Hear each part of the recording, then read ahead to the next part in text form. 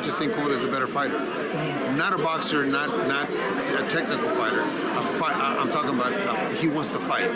Where Andre wants to be cute and be technical, and I think Kovalev would be too big for him. I made Kovalev. Okay. Kovalev was with me for 8 fights, 8 knockouts. That style that he's got is my style. John's done some good work with him, but that style came from my gym.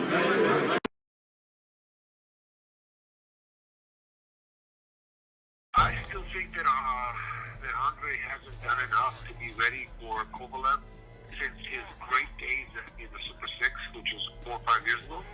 I don't think he has done enough to sharpen up. Kovalev is a heck of a fighter.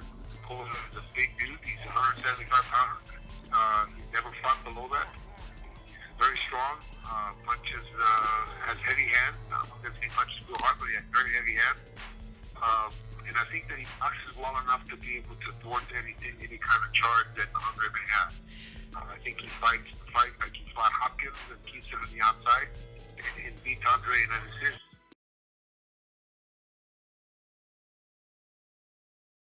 Today, in the ward that I see today, and the ward that really hasn't sharpened up like he was in the Super 6. In the Super 6, he was magnificent. He was a great fighter. I don't think he's quite there yet. I see it as a difficult fight. I see Kovalev winning a decision.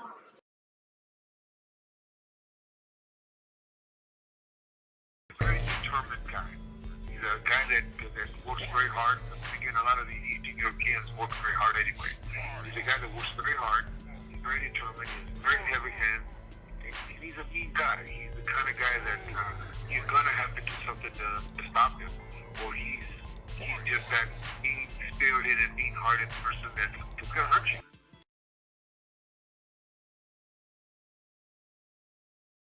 You know, they moved together 5 or 6 times in my gym.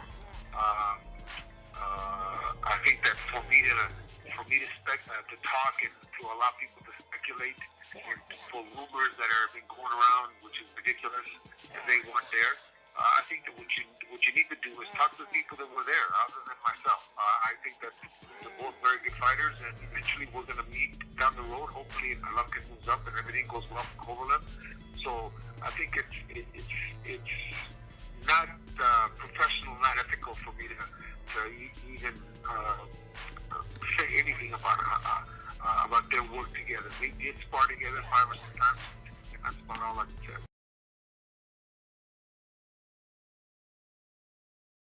No, I don't think anything that anybody says is going to create that. Andre's a professional.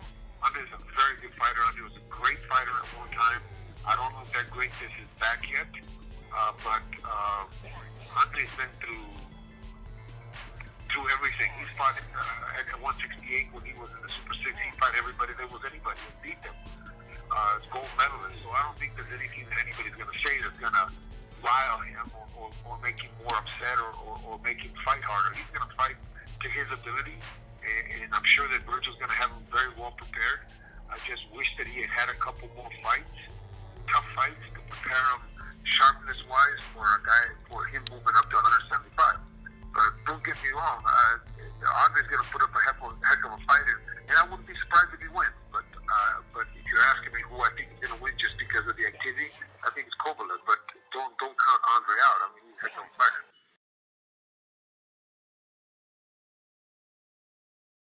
Winner of the Kovalev Ward fight, which if Ward wins, he's got to be first ballot Hall of Famer. If Kovalev wins, he's got a little ways to go, but I think if he stays true to his form, he's a crusher. He's going to knock Ward out.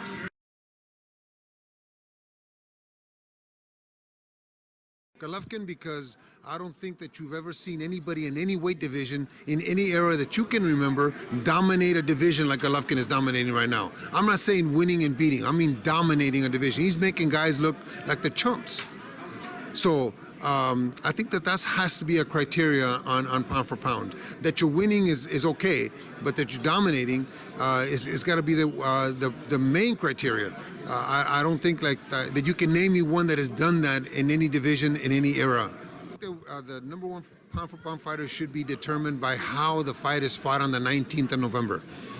If Andre destroys Kovalev, then Andre, hands down, has to be the number one. If Kovalev destroys Ward, then hands down, he's got to be the number one. But if it's a fight that's close and neither one of them, if it's a boring fight and neither one of them does nothing, then no, I don't think that neither one of those guys is supposed to be number one. Again, I go back to the criteria that I said a little while ago.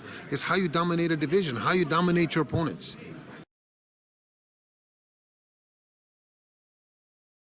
I think Kovalev wins the fight. I think Kovalev's a better fighter. Not a better boxer, but a better fighter. It's going to be a fight. And I think Kovalev will be big and strong. And I think Kovalev will box him like he did Hopkins. I don't think he'll let Andre, although Andre is a great talent, but I don't think he'll let Andre get close to him and allow Andre to fight his fight.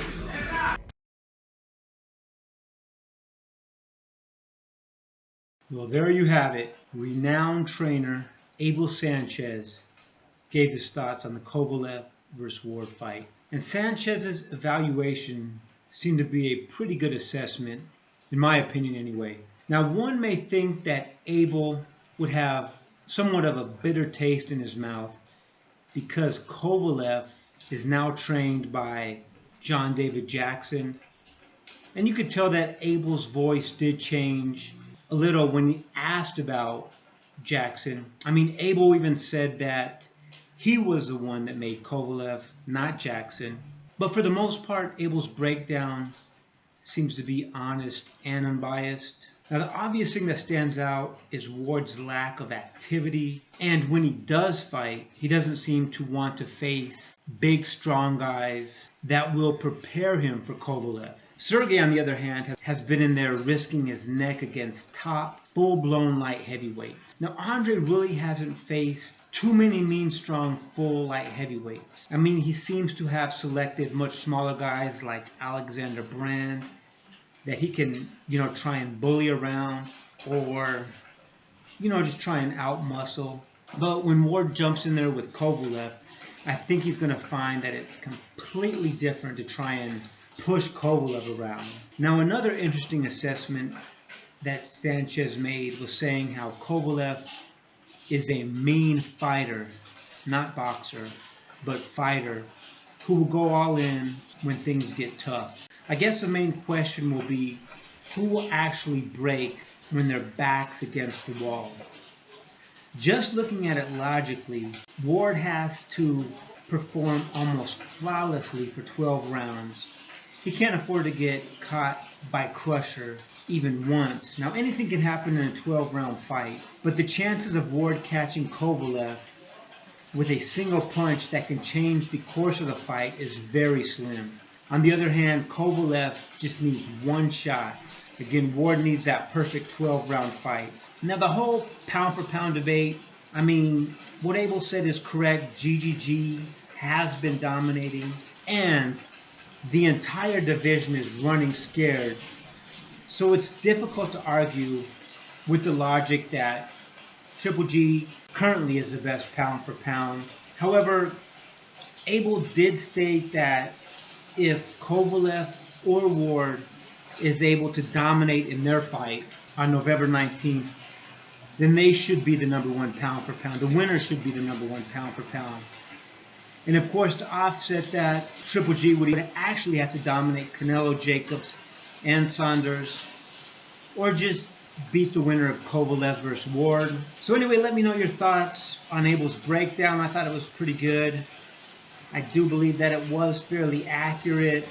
Of course, anything can happen in a fight, but the key points are Kovalev has been facing mean, tough, big, strong guys, whereas Ward has been selecting inferior, smaller guys. Further, it almost seems like Ward has not been focusing on his craft. His long hiatus may come back and haunt him against the powerful Kovalev. But to me, and most importantly, it's going to come down to who will be able to dig deeper when their back is against the wall. Who will be able to, after a rough round, sit on the stool, think about it, get up, and come back swinging. I'm really excited for this fight, and I thought Abel's breakdown was very good. Let me know your thoughts, and you guys have a great day.